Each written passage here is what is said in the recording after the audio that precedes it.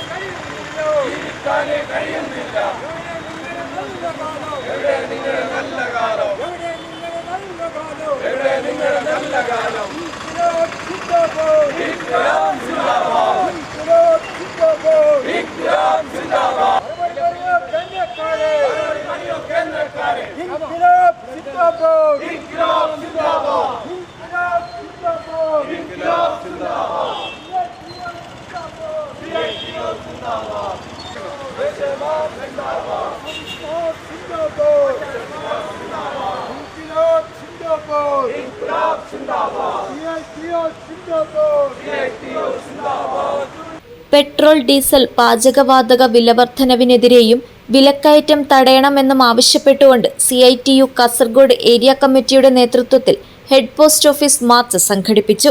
CITU ജില്ലാ president doctor VPP Mustafa സമരം ഉദ്ഘാടനം ചെയ്തു. അമേരിക്കൻ ദാസ്യ നയങ്ങളാണ് ഈ മോഡി സർക്കാർ സ്വീകരിച്ചുകൊണ്ടിരിക്കുന്നത്. അതിന്റെ ഫലമായിട്ടാണ് ഈ വിലവർധന ഉണ്ടായിട്ടുള്ളത്. നിങ്ങൾ ഓർമ്മിക്കും, പെട്രോളിന്റെയും ഡീസലിന്റെയും എല്ലാം വില നിയന്ത്രിക്കാനുള്ള അധികാരം നമ്മുടെ രാജ്യത്ത് കേന്ദ്ര സർക്കാരിനാണ് ഉണ്ടായിരുന്നത്, കമ്പനികൾക്കല്ല. രാജ്യം സ്വാതന്ത്ര്യം നേടിയ കാലം തൊട്ട് രാജ്യത്ത് സ്വീകരിച്ച നയങ്ങളുടെ ഭാഗമായിട്ട് പെട്രോളിയം ഉൽപ്പന്നങ്ങളുടെ വില നിയന്ത്രിക്കാനുള്ള അധികാരം കേന്ദ്ര സർക്കാരിനാണ് ഉണ്ടായിരുന്നത്. 2013 അന്നത്തെ മൻമോഹൻ സിംഗ് ഗവൺമെന്റ്, കോൺഗ്രസിന്റെ UPA ഗവൺമെന്റ് പെട്രോളിന്റെ വില നിയന്ത്രിക്കാനുള്ള കേന്ദ്ര സർക്കാരിന്റെ അധികാരം ഉപേക്ഷിച്ചത്. അത് കമ്പനികൾക്ക് വിട്ടുകൊടുത്തു. കമ്പോളത്തിലെ ഏറ്റക്കുറച്ചിലിനനുസരിച്ച് പെട്രോളിന്റെ വില നിയന്ത്രിക്കാനുള്ള അധികാരം കമ്പനികൾക്ക് കൊടുത്തു.